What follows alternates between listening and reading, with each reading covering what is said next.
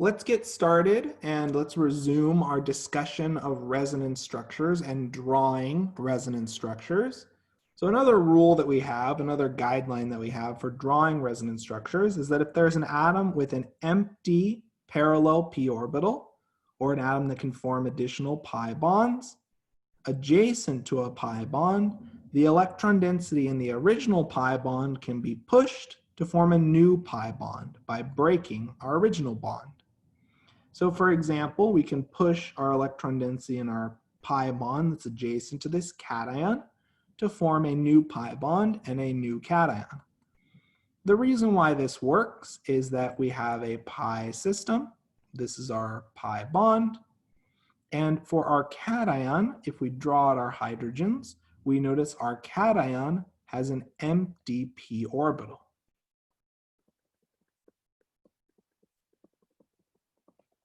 And this empty p orbital can engage in resonance and interact with our pi bond. Does this make sense to everyone? Does this process make sense? Perfect. So, the process of pushing electrons into pi bonds to break a pi bond and form a new pi bond can be repeated. So for example, we can push our electron density over one carbon to form a double bond to this carbon containing a cation. And as a result, our cation ends up delocalized and shifted to the adjacent carbon. We can repeat this arrow pushing process one more time as we have an empty p orbital adjacent to a pi bond, and we can form and generate and draw another resonance structure. Don't worry too much about the fact that the double bond geometry can vary. Mainly just be focused on how the electron density is distributed in terms of double bonds and lone pairs in our molecule. So does this example make sense to everyone? Does this example make sense? Perfect, perfect. So I'd like you to try and draw a resonance structure for the following molecule. So let's take about 2 to 3 minutes. And again, don't be shy to try out the annotate feature to share your proposed annotated drawing for each of these structures. What you can also do is you can also share your screen and share a picture of your proposed drawn structure in the chat. And remember, take things one step at a time.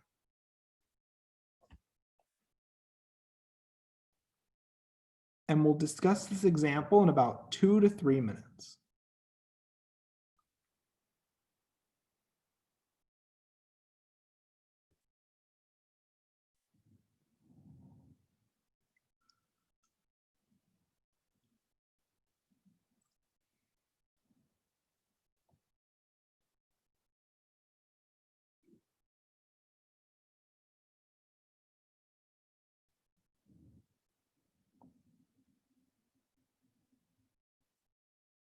And don't be shy to share your proposed responses using the annotate feature.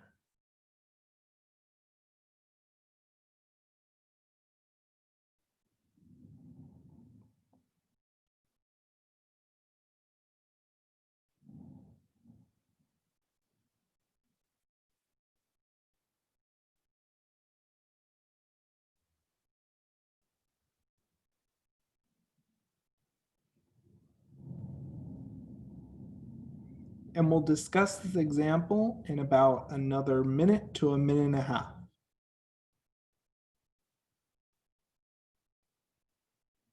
So we see not only the use of arrow pushing notation, but a perfectly reasonable resonance structure. Yep, that looks good. Would someone else like to provide another resonance structure building off this student's proposed structure? So that structure is great. Would anyone like to elaborate on this structure and draw another resonance structure?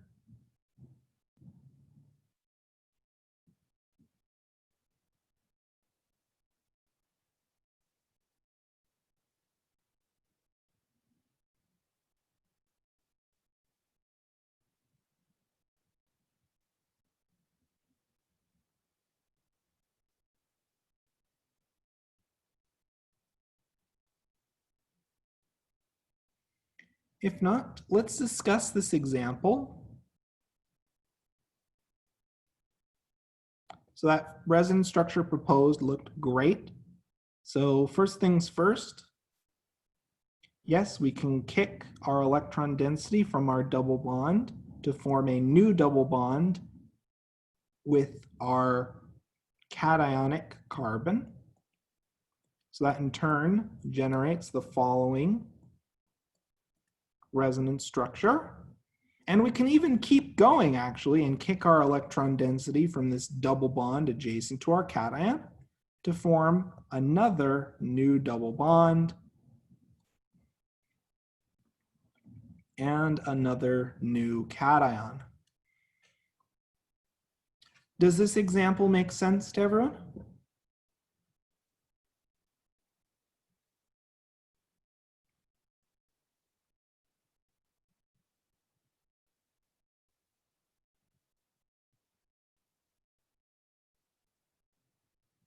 Perfect. So let's keep going now and let's look at another rule. So if a lone pair is adjacent to an atom with an empty p orbital or an atom that can form additional pi bonds, the lone pair can be used to form a pi bond. So for example, in this case, we have a lone pair present in our p orbital, and we have an empty p orbital. So we can engage in orbital overlap, and we can form a pi bond and delocalize this lone pair throughout this pi bond and pi system. So by arrow pushing, we kick our lone pair down to form a double bond with the atom containing the empty p orbital. Does this make sense? Note, a lot of the resonance structures you're seeing as examples are common resonance structures that you'll have to draw or you have to be familiar with to understand reactivity of different functional groups. So to put things together, we can combine our rules to draw really more complex resonance structures. So step by step, we can kick our lone pair down and break our double bond, leading to a new double bond and a lone pair on a new atom in our pi system. So here's our first proposed resonance structure, but we can do better. We have a lone pair adjacent to an empty p orbital. So we're going to form a double bond by kicking our lone pair down. And that in turn generates the following valid resonance structure.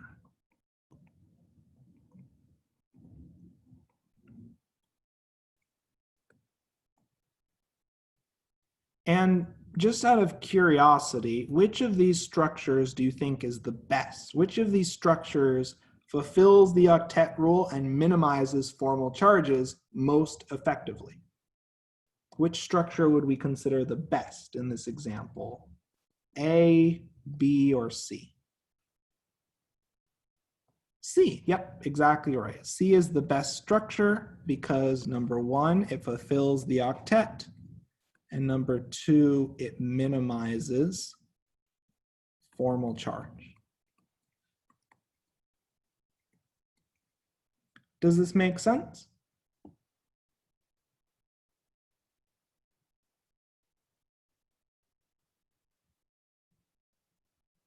Any questions on this example? If not, let's test our understanding by working on and trying to draw two valid resonance structures for the following compound. So just to answer, the reason why A doesn't work, or A is less of a major contributor compared to C, is that A has an incomplete octet on carbon. And in general, you prefer to fulfill the octet rule while minimizing formal charges. Does that make sense? Perfect. So let's take about 2 to 3 minutes and let's try to draw 2 resonance structures for the following compound. And don't be shy to try out the annotate tool. You can also send an image of your proposed structure in the chat, or you can unmute your camera and hold your proposed drawn structure up to the camera.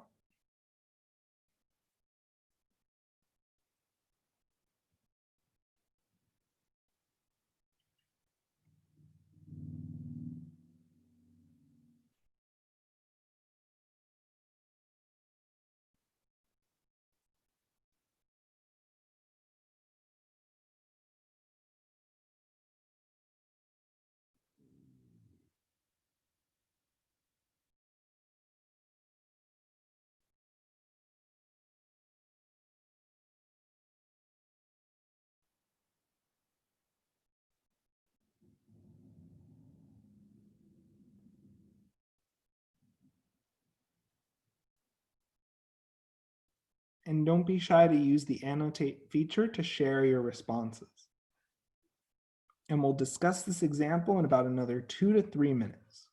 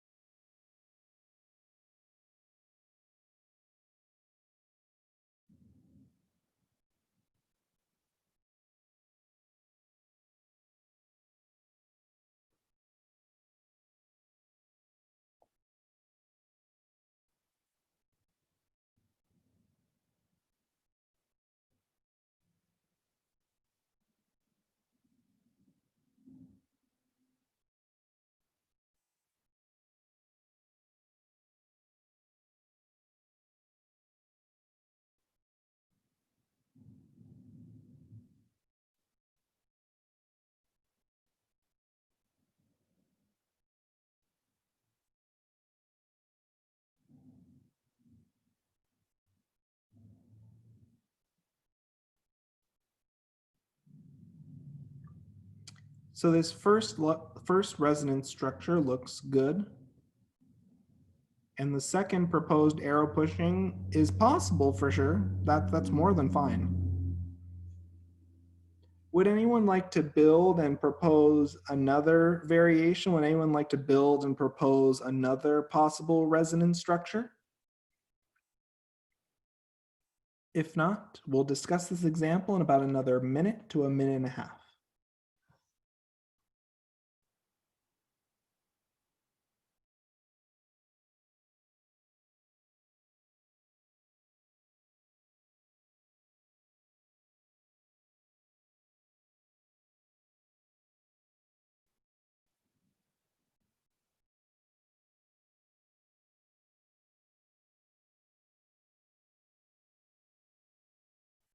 Perfect. So we have 2 sets of proposed resonance structures, and we have a total of 2 resonance structures drawn and 3 indicated with arrow pushing notation.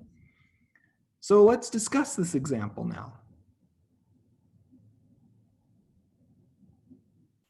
So the first option that we can engage in is we can push this lone pair down and we can form a double bond. Interestingly enough, this is one of the few cases where the incomplete octet structure is actually more stable. And this example will become a little bit infamous later on in the class because it showcases this idea of, aromaticity and anti-aromaticity, but that's for later. Okay, so kicking our electron density, we can kick the electron density in our double bond across and then kick our double bond up. That in turn gives us the following resonance structures. The more comfortable you get with drawing resonance structures, the more you can utilize arrow pushing notation to move your electron density across multiple atoms.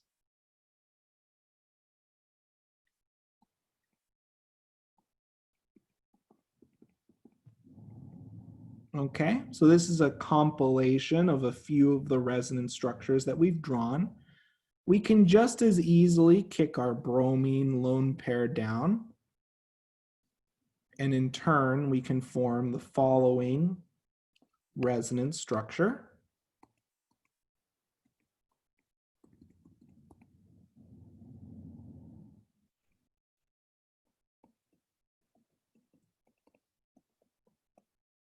It's a relatively minor contributor because we don't really like having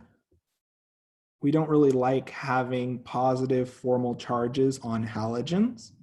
But overall, the responses that I've seen in the chat look quite good.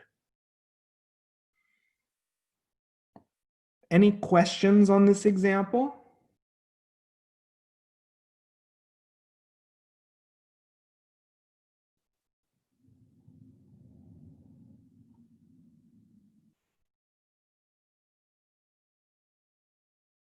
Any questions on this example?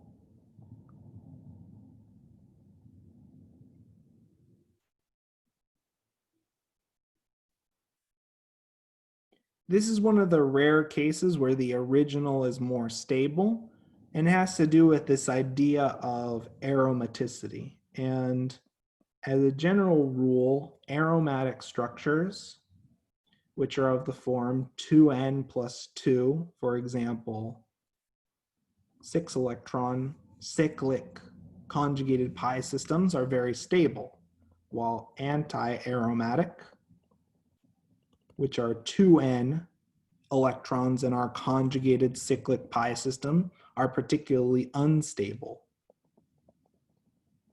We'll talk more about this in later chapters. I just commented because this is one of the few cases where the incomplete octet structure is preferred.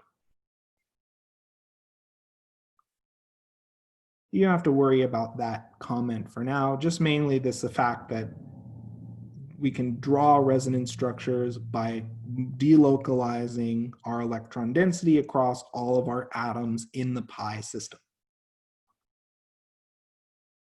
Any other questions on this example?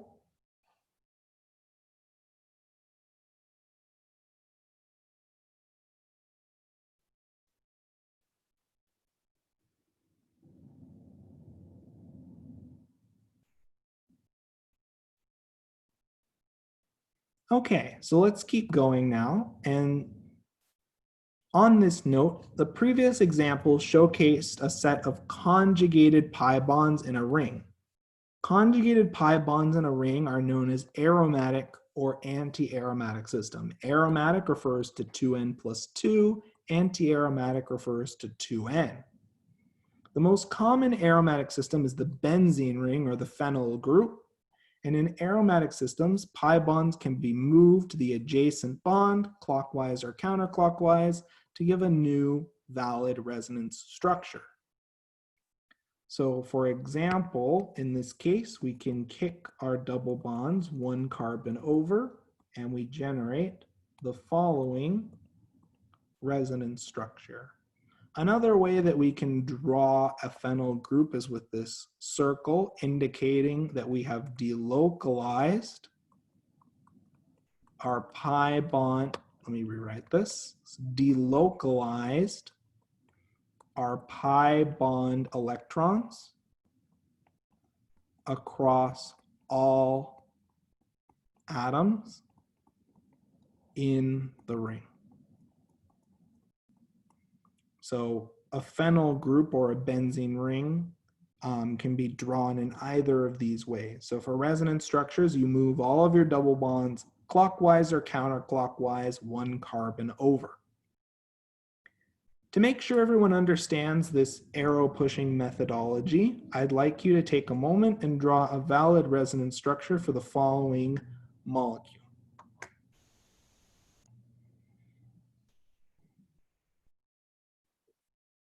As a side note, benzene, or this phenyl group with 6 electrons, is known as an aromatic system, while this 8 electron cyclooctatetrene molecule is known as an anti-aromatic system.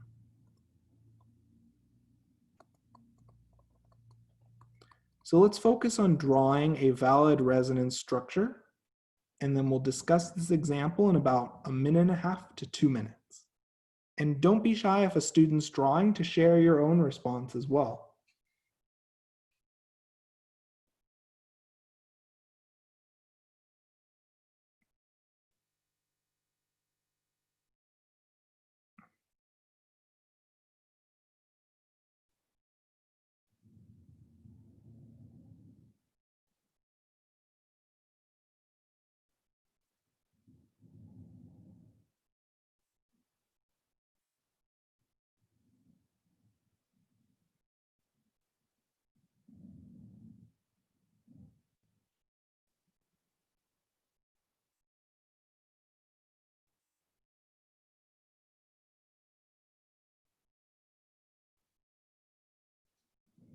Perfect. So we have a perfectly reasonable resonance structure drawn for the following molecule. So let's clear that and let's discuss. This one's pretty straightforward.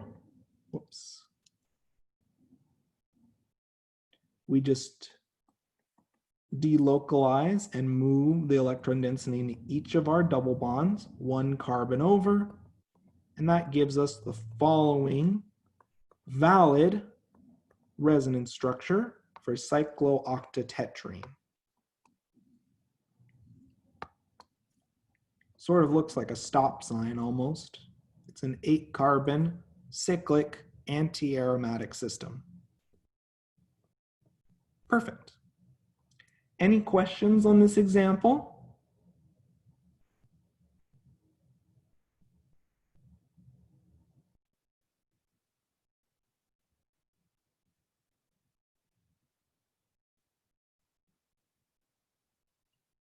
Okay.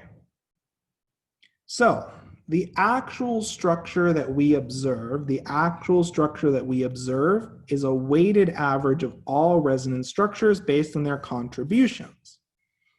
Just like Lewis structures, favorable resonance structures that are major contributors satisfy the octet rule, minimize formal charges, place negative formal charges on electronegative atoms and positive formal charges on less electronegative atoms, and they place opposite formal charges on adjacent opposite atoms. So for example, if we look at these 3 structures, A, B, and C, for acetate, which of these structures are major? Which of these structures follow our rules in terms of obeying the octet rule, minimizing formal charges, and placing negative formal charges on electronegative atoms? Which of these structures would we consider major? Which of these structures would we consider major?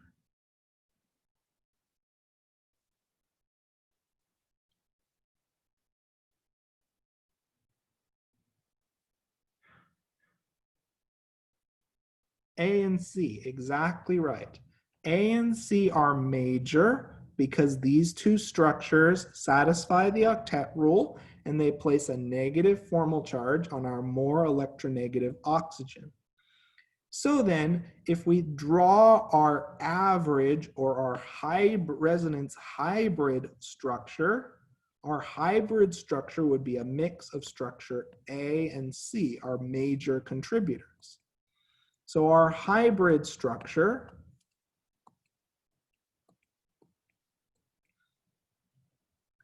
would look something like this, where we have our electron density distributed across each of our atoms participating in resonance, and our double bond electron density is primarily distributed across our 2 oxygens and carbon. This will be important when we start to calculate bond length and bond strength considering resonance contributions. Does this make sense to everyone so far? Does this idea become more complicated if there is a triple bond? Um, it's handled in the exact same way, in that the triple bond can participate in resonance, but you have to make sure there's a sufficient p orbital overlap for that to occur. So we'll Okay. see examples of that later on, where the main thing for triple bonds is that only one of the triple bonding electron pairs actually participates in resonance with the pi system. Oh, okay. It has to do with geometry. And we'll talk about that later on, actually. Mhm. So let's look at an example, and I'll do the first example and you'll tackle the second. We're asked to draw all reasonable resonance structures for the following molecule and indicate the most significant resonance structure. So in my first case, I'm going to kick my electron density up, and I'm going to generate an anion on carbon, an anion on oxygen and a cation on carbon. So this is our first resonance structure. Then I can kick my lone pair down from bromine and generate the following resonance structure.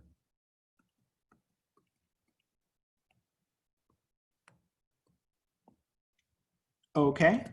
Now looking at each of these structures, the structure that minimizes formal charges and fulfills the octet rule is the first structure that we have. This is major. So if I had to put a ranking, this would be the most major. This structure would be a minor contributor, but it would still be important to consider.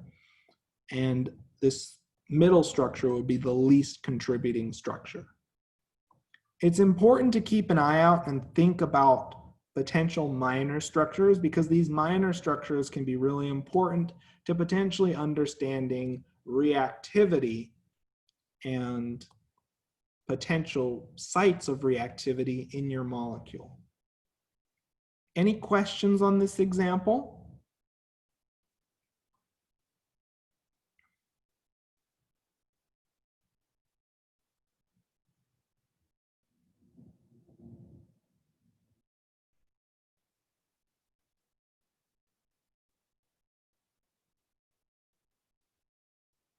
Okay, so if there aren't any questions, I'd like you to work on drawing valid resonance structures for the following molecule. This is known as an amide functionality. And from there, I'd like you to draw the major resonance structures and indicate which structure is the major contributor and which structures are minor contributors. And we'll discuss this example in about 3 minutes. Don't be shy to use the annotate feature whenever possible.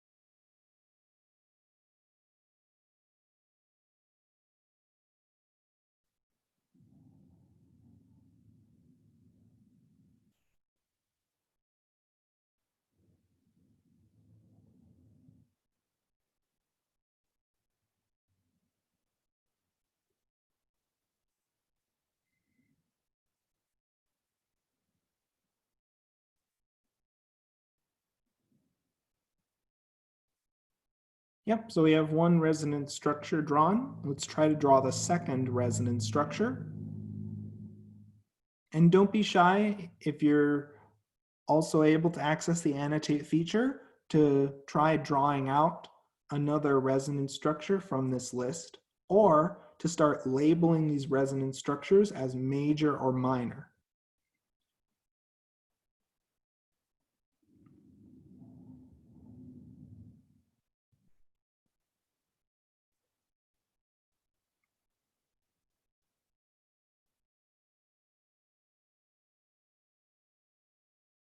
So we have one structure drawn. Let's draw the second structure so we can compare and begin to assess their relative stability.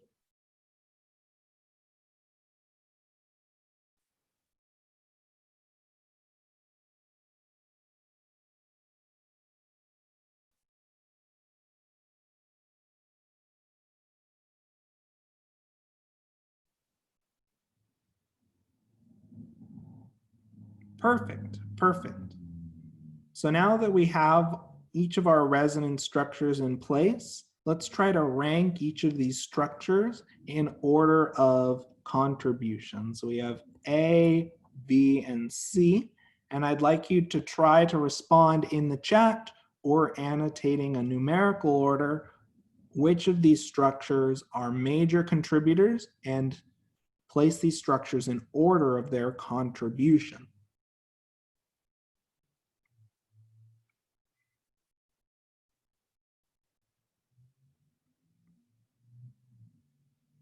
And we'll discuss this in about another minute to a minute and a half.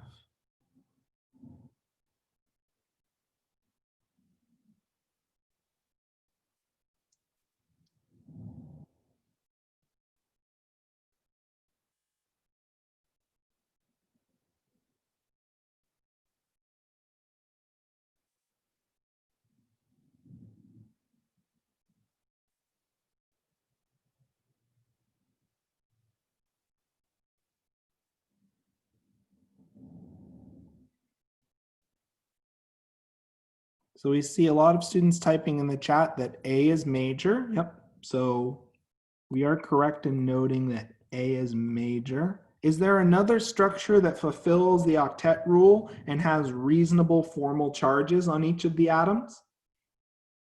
Is there a structure besides A that has reasonable formal charges and fulfills the octet rule?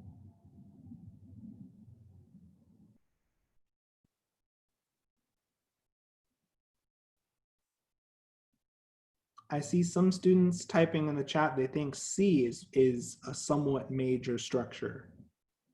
That looks correct to me. Yep. C is a minor structure, but it does contribute relatively significantly to the final resonance structure. That's why, just so we can clear these annotations and redraw them. Oops.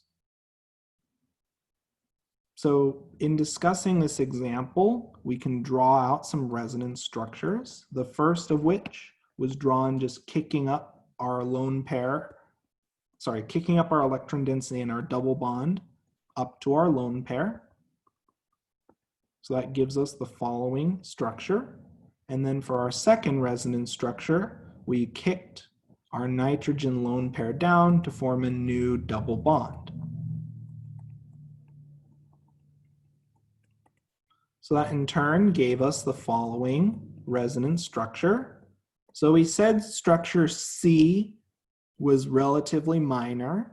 Structure B doesn't contribute significantly because it doesn't fulfill the octet rule and it has a range of formal charges. And structure A is major since it fulfills the octet rule and has minimized the formal charges involved.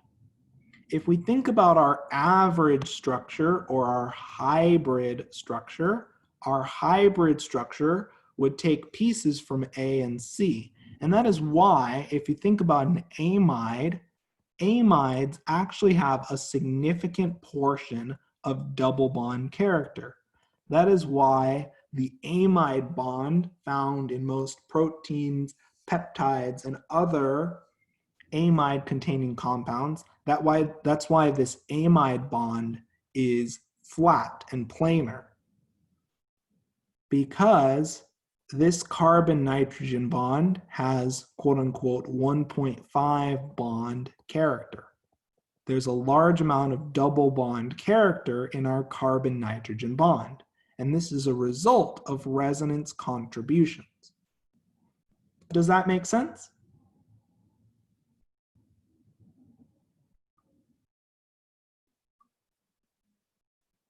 Any other questions on this example?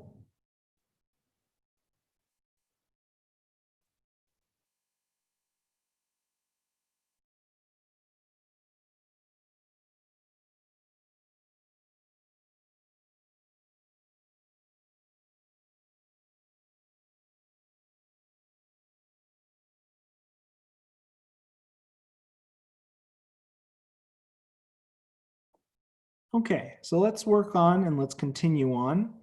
So a major resonance structure is more favorable.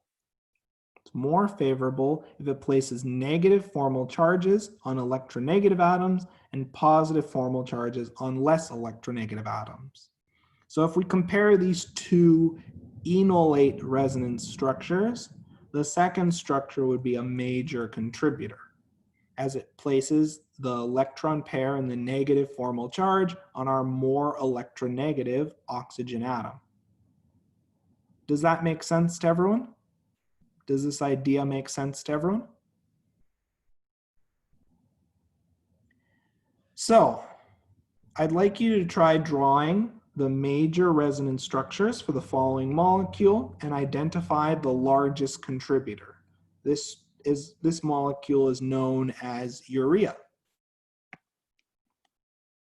So let's take about 3 minutes to work on this example, and then we'll come together as a group to discuss.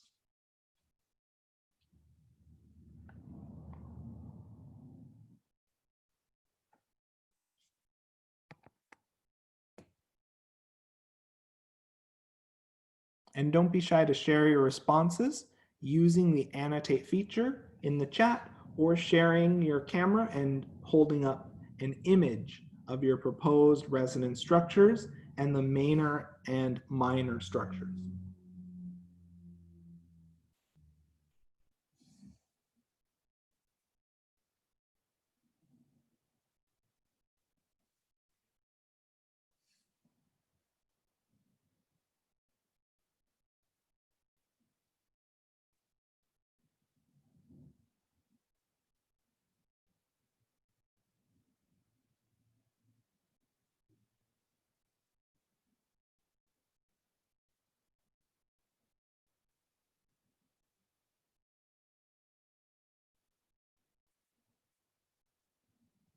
And don't be shy to share your responses using the annotate feature.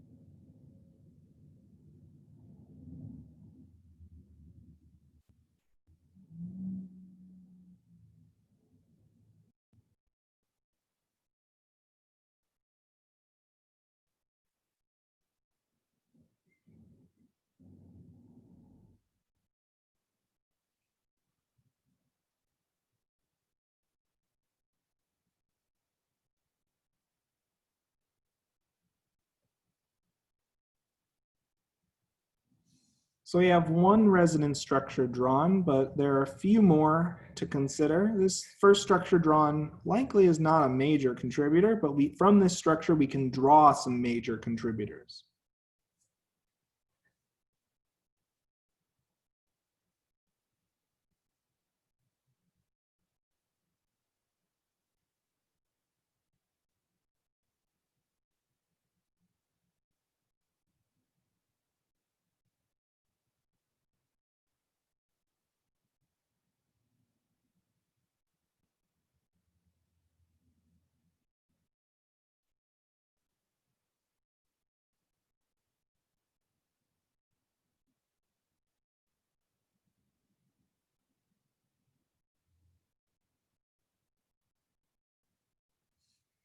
So we have one resonance structure and another resonance structure.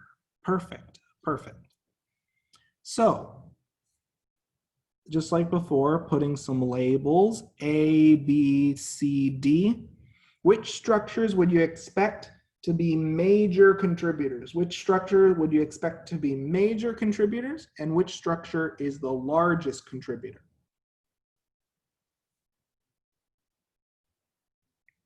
And for this, I need the whole class's help, and don't be shy to share in the chat.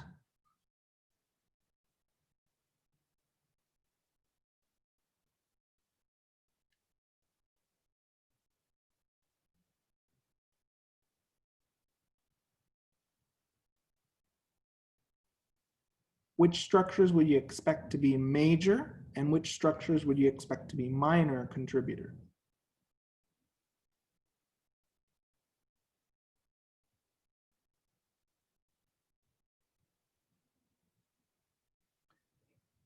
Yep. So D and C are contributors, yes. So these would be relatively major contributors. But which structure is the greatest contributor? Which structure has the lowest formal charges and fulfills the octet rule? So structure A is also major, and it's the greatest contributor. So let's take a moment, and I'm just going to clear the annotations and draw out the resonance structures. So structure B, we kicked our lone pair up, and we ended up with the following structure. Structure C, we kicked our nitrogen lone pair down.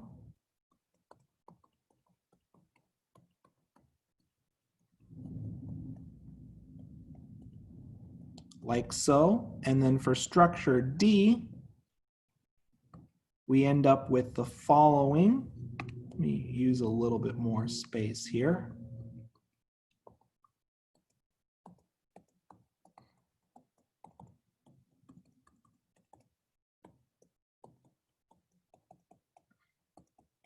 Okay, perfect. So in terms of our resonance hybrid, it would take contributions from A, C, and D in our overall resonance hybrid.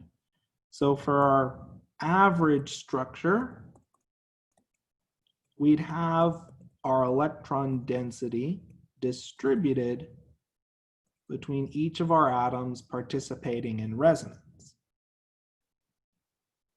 Does that make sense to everyone so far?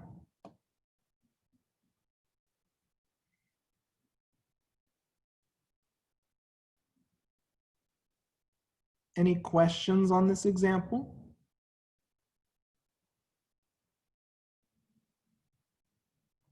So let's keep going now. As we've seen, resonance structures that have equally valid Lewis structures are equivalent and will contribute equally to the overall structure.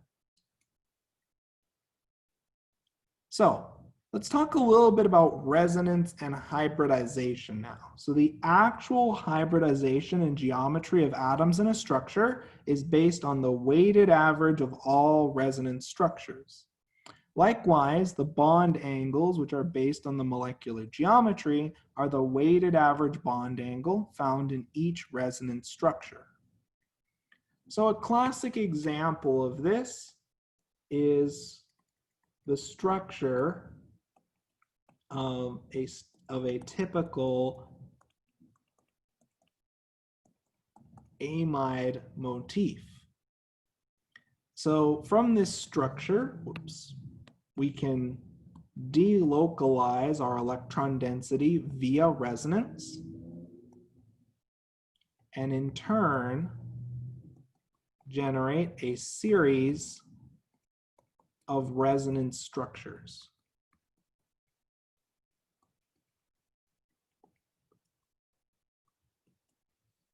Now, as a consequence of these contributing resonance structures, my question to all of you is,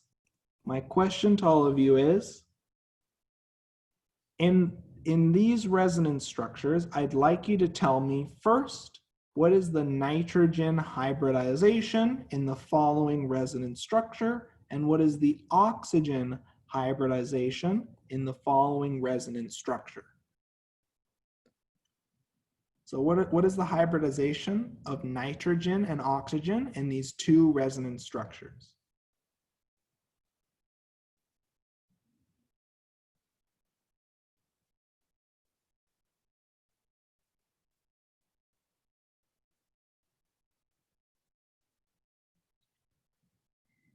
What's the hybridization of nitrogen and oxygen in these two structures? The nitrogen is sp2, yep. And what about the oxygen in this bottom structure?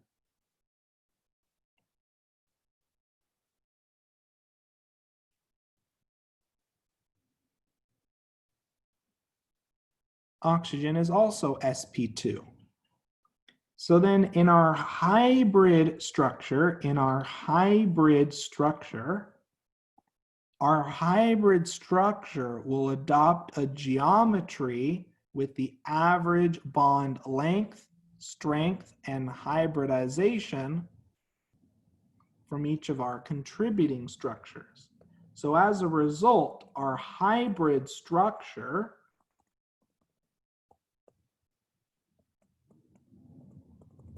will have a nitrogen and oxygen atom with a large amount of sp2 character. And as a result, in our average structure, we'd observe 120-degree bond angles. So we'd observe sp2-like bond angles. Likewise, the bond angles centered around oxygen will be sp2-like. So we'd have bond angles around 120 degrees. This oxygen, rather than being bent, it'll have much more planar character. Just like the nitrogen, for that matter, which will have also a lot of planar character in the resonance hybrid. Why? Because there are major contributing resonance structures where the oxygen and nitrogen have an sp2 hybridization and a trigonal planar geometry. So then in our average structure, our nitrogen and oxygen will have a lot of planar and sp2 character. Does this make sense?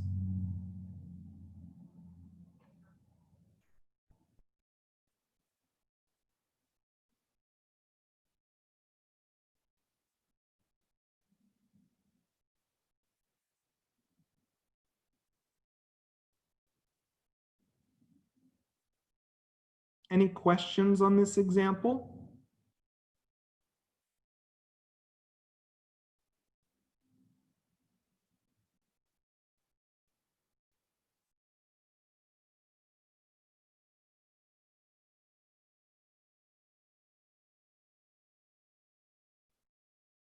Okay, so let's keep going now. So as we can see, resonance has a profound effect on bond lengths, strengths, and molecular geometry. For example, the amide bond found in many amino acids, the nitrogen adopts an sp2-like hybridization with 120-degree bond angles. Amide bonds are typically flat, and this is a result of this major resonance contributor. So another way to think about resonance and hybridization is we can draw a valid resonance structure by moving electrons from a bond or lone pair in a parallel p orbital adjacent to a pi bond. Since the lone pair electrons must be held in a full p orbital to interact with the pi bond, the hybridization of atoms participating in resonance is generally sp2 or sp.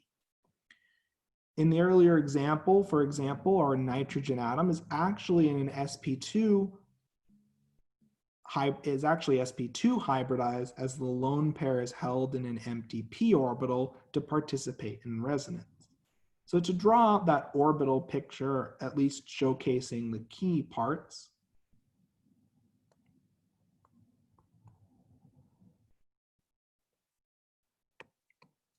so in order for this nitrogen lone pair to participate in resonance, in order for it to participate in resonance with our pi bond, the lone pair needs to be held in a p orbital.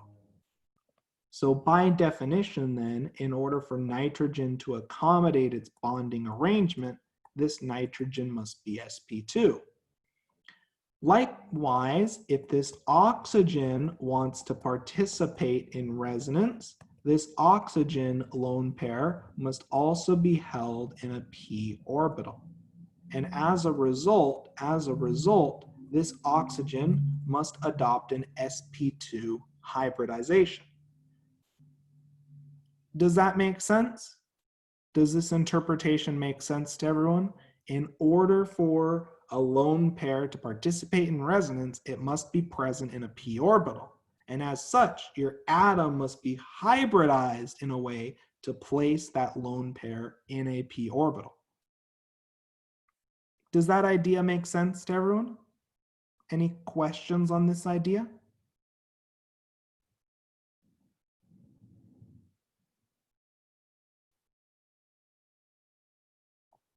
If not, let's keep going then. And I'd like you to try now to indicate the hybridization and geometry of each atom in the following structures, accounting for resonance. So I'll do the first example. So in the first example, we can show that we can delocalize our lone pair on this ester. So this entire functionality is known as an ester. We can delocalize our lone pair in this ester oxygen down to form a new double bond and generate a new lone pair. As a result, from this contribution, we would expect this oxygen to be sp2 hybridized. To assign the rest of our hybridizations, let's draw out our resonance hybrid.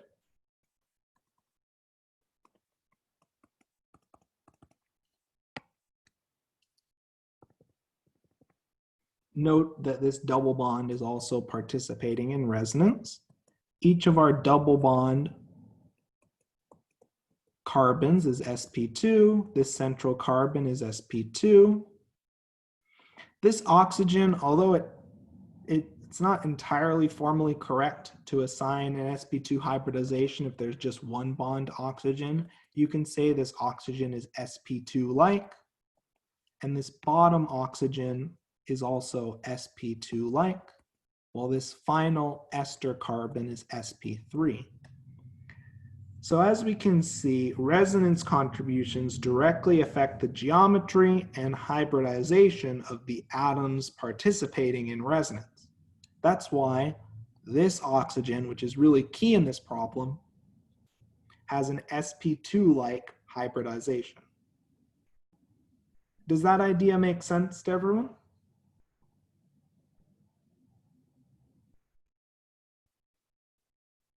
Any questions on this first example?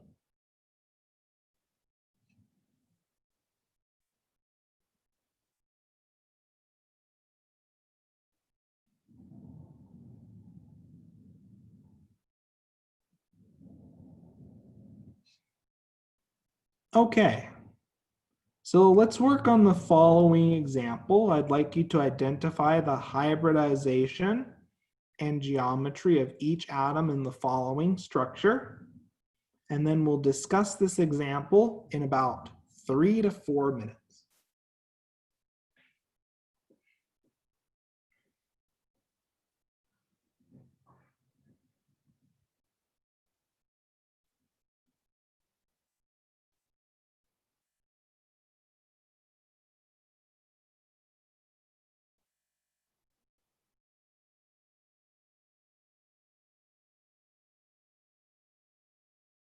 And don't be shy to draw the major resonance contributors using the annotate feature.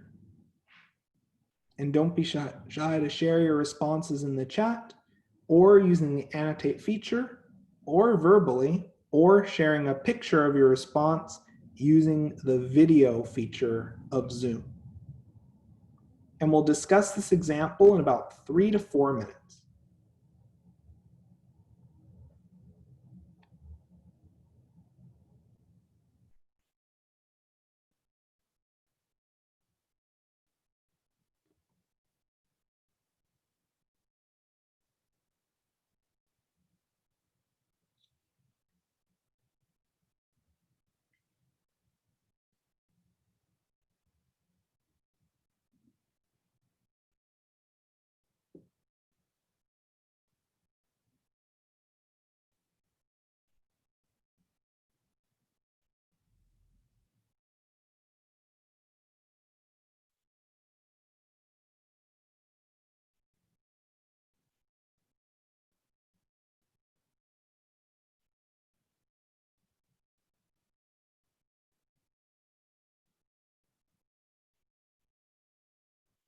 And we'll discuss this example in about another 2 to 3 minutes. Let's try to get a few resonance contributions drawn out. And let's try to get some assigned hybridizations via the annotate feature, and then we'll discuss this example.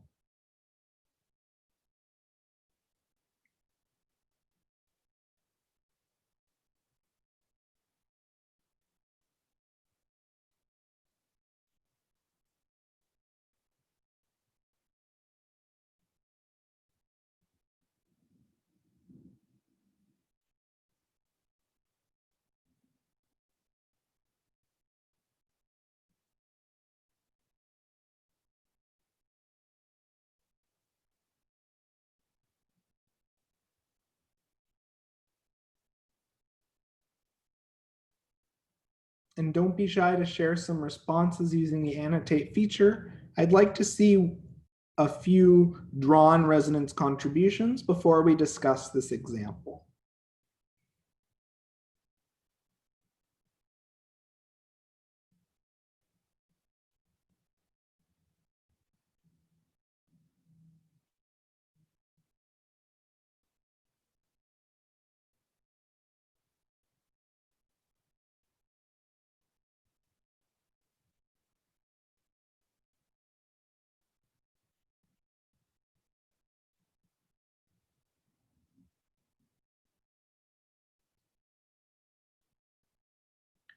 So let's provide some guidance here, and I'm going to need everyone to help me out in the chat here. So first, I'm going to draw a resonance contribution that I would consider somewhat important in this structure. And it looks a little bit like this.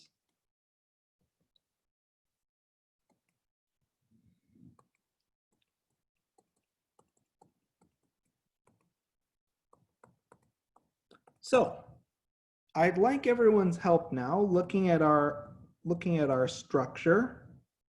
I'd like everyone's help now in assigning proposed hybridizations to each of our atoms. So let's start from left to right, and I'm going to need your help in the chat. So this far left carbon, what would the hybridization be for this far left carbon?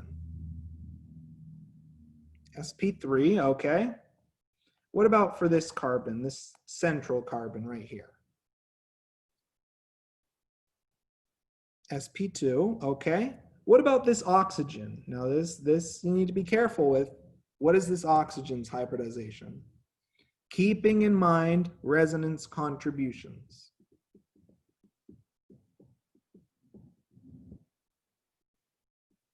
Don't be shy to share your responses. What would the hybridization of this oxygen be?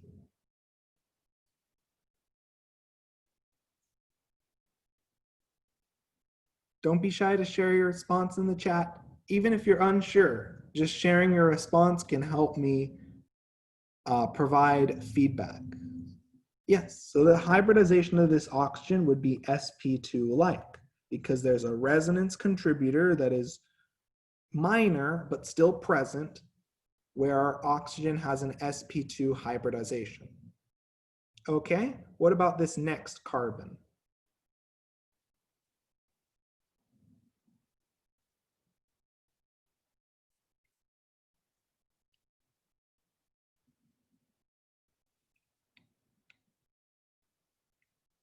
sp2, okay. What about this carbon? sp2. What about our nitrile carbon? What about our nitrile carbon? sp, okay. And what about our nitrile nitrogen? sp. Perfect. So we see a clear link between resonance contributors and the observed hybridization and geometry. Of course, this oxygen won't be exactly sp2, but it'll have a large amount of sp2 character. Does that make sense? Any questions on this example?